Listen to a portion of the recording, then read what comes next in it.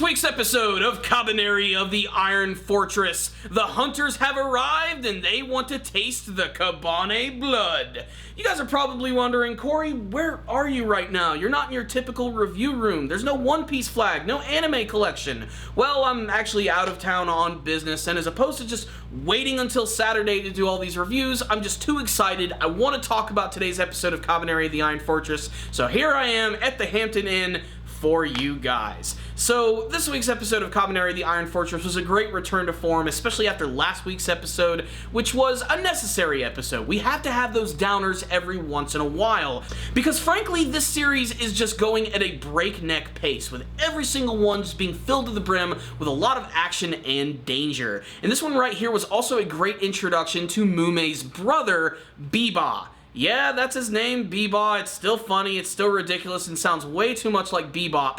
But this guy is honestly a great villain. He's got one of the greatest shit-eating grins I've seen, and he also happens to have one hell of a cool weapon, which is this giant glaive-like sword, which actually has a gun attached to it, kind of like a revolver, and he uses that to stab Kabane and then blast them away all in one big attack.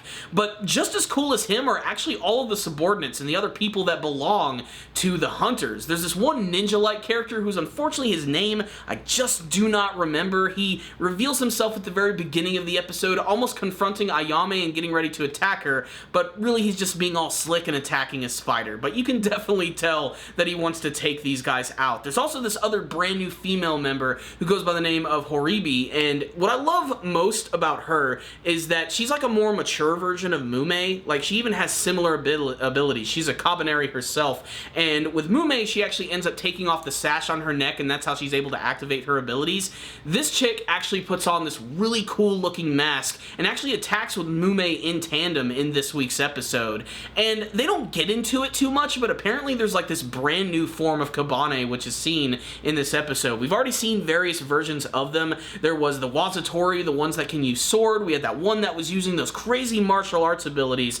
But this one, I have to say, is probably the most creative one I've seen thus far, because we've seen a lot of the Kabane come together to form like a giant monster, but what this one does in this episode is that it actually takes two of the Kabane and transforms them into living armor. What I mean by that is, just imagine like a zombie, and it takes another zombie, wraps it around its body like a shield, and then takes another one, puts it over its head that's biting down on top of its own skull, and damn that this isn't one of the coolest metal things I've ever seen. It looks like something that you would see like on the cover of an Ozzy Osbourne album. It just looks so damn cool, and it's basically just cannon fodder, and a great excuse to see a cool action scene with a combination of Mume and this brand new female character. And if there's one thing that this series does great, it's big, sweeping action scenes, and this one is filled to the brim with them.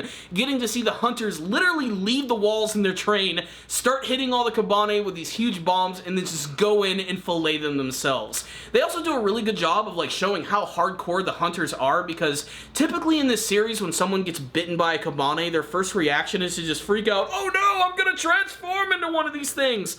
The minute that a hunter is attacked by one of them, they instantly get down on their knees, say goodbye, and kill themselves. It's stark, it's dark, and it's really freaking crazy, especially because it shows how ingrained Biba's lifestyle is with these other characters. He's really let them know that the strong are the only ones that survive, and if you get bitten by one of these things, you're weak, you're dead, get out of my sight. In fact, we even have a great confrontation between Biba and that one character by the name of Inoku, who desperately tries to get back on his good side, but just ends up getting stabbed in the middle of this big battlefield. And Ikoma, being the main character that he is, notices this, and he's like the only one who realizes that Biba is a bad guy. Like, he can clearly see it like all over his face. I mean, the guy is clearly evil, but nobody believes him, or they're at least blindly believing that he's a good guy because he's going to be very beneficial to their cause, which is frankly just survival at this point, because the hunters are actually going to be joining Mume and Ikoma and their entire group as they get ready to go to this brand new location, which is called Kongu Kaku, which is still a lot of fun to say.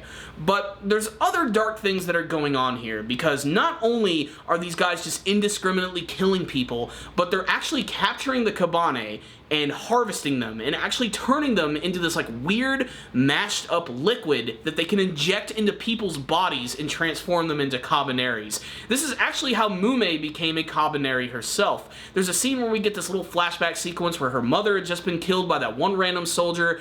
Biba comes in, he says, look, if you're gonna survive, you have to do it on your own strength. Take this sword and fuck this dude up. And that's exactly what she does. And then she gets her Kabaneri abilities. They take this like weird syringe thing, which looks like something that was used by the Los Illuminados from Resident Evil 4, and they inject her with it, and she transforms into a Kabaneri at that point. We get to learn a little bit more about her backstory in just about every episode, and every single time we see these sequences, it just reminds me that Mume is like 10 times more interesting than Ikoma is, but still, Ikoma is still a pretty great character. He's not overpowered at all, and you still want to continue to see his growth through this story, because he's very different than the character he was in the very first episode, and the comparisons have been made to Attack on Titan continuously. What I love about his character is he's so different from Eren Yeager. He's nothing like him.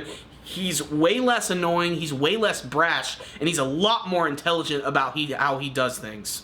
So what's the rundown on this week's episode of Kabaneri of the Iron Fortress? Lots of cool kick-ass fluid action. That's what this week's episode is all about. The action sequence in this episode was so good that by the time it was done, I looked at the running time and there's only like 3 minutes left. It was such a long action sequence, which felt like only like 5 seconds, but it sucked you in so much. The hunters themselves are really interesting characters, and they start to divulge a little bit of their backstory in this episode about how apparently 10 years ago they were on this big battlefield with the Kabane, and they were all left for dead. And apparently Biba is trying to get revenge against the other shogunate who are actually a part of the other samurai groups, and they go as far as to actually capture a lot of them and straight up just kill and beat the fuck out of them in this episode. The scene where they go to those guys who are working in the shadows and all of the assassins just come out and just take them all out so swiftly without even talking to them was frankly kind of disturbing. It really paints these hunters in a very dark light, turning them into some really great villains. Villains are characters you're not really supposed to like that much, and they're doing a great job in making these guys just seem so devilishly evil,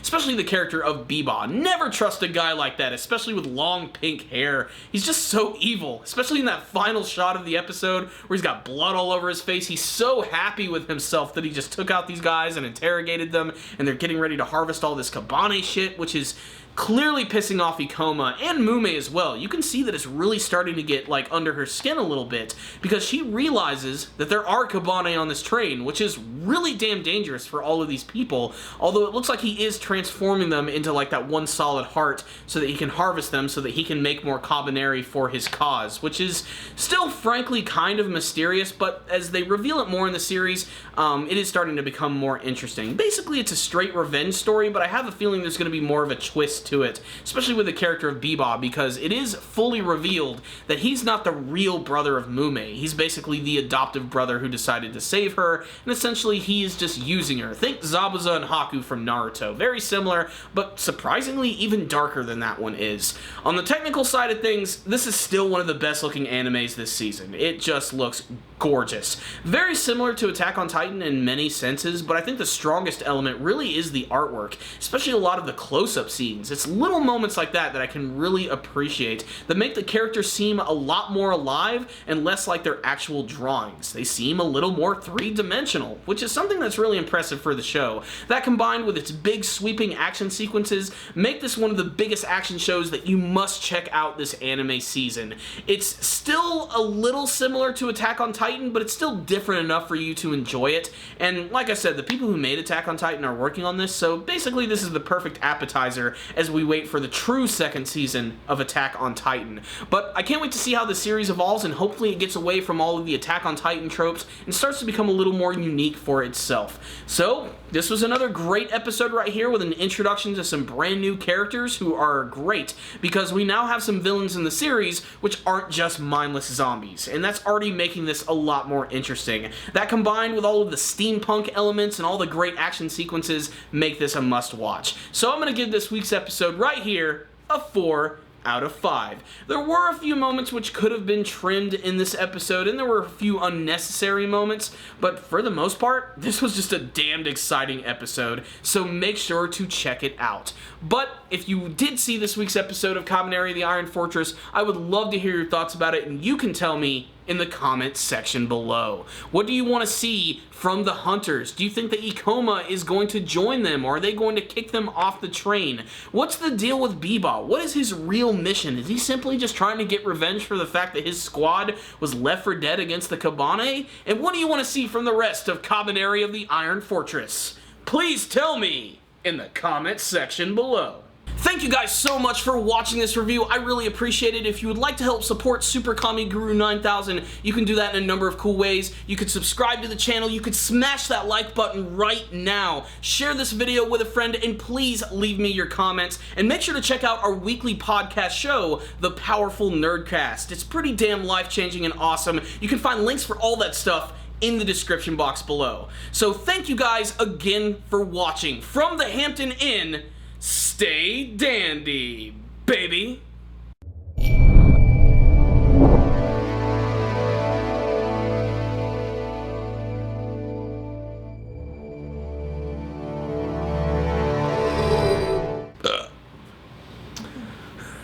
That was a burp for you guys.